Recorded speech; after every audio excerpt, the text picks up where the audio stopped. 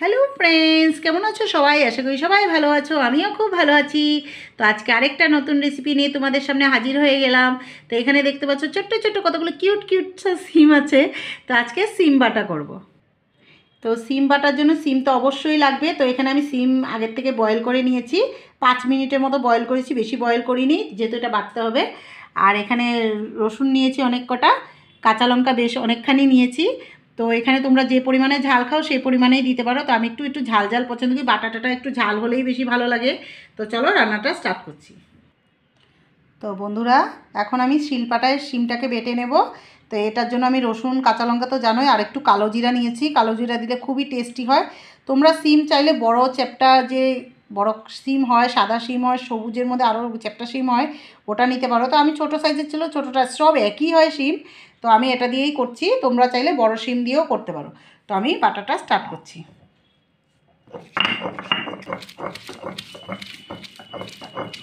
বন্ধুরা, রসুনের পরিমাণটা যত পারবে বাটার মধ্যে একটু বেশি দিলে রসুনটার মধ্যেই বেশি ভালো লাগে।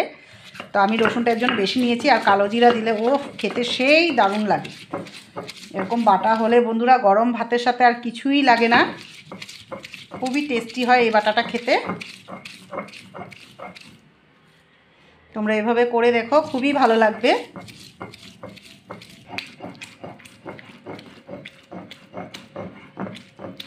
তো বন্ধুরা, আমার বাটা হয়ে গেছে, তো আমি নামিয়ে নিচ্ছি। তো বন্ধুরা, আমি শিম বাটা হয়ে গেছে দেখতে পাচ্ছ। তো এটাকে একটু তেলে ভেজে নেব। তার আগে দুটো রসুন আর কাঁচা লঙ্কা একটু ভেজে নেব। এটা আমি দেখাবো কিসের জন্য করছি, পরে বলছি। দুটো কাঁচা লঙ্কা আর রসুন ভাজবো।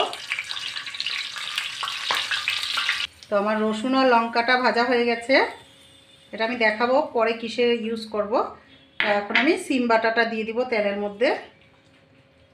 এটা খেতে খুব দুর্দান্ত লাগে বন্ধুরা, একবার বানিয়ে খেও।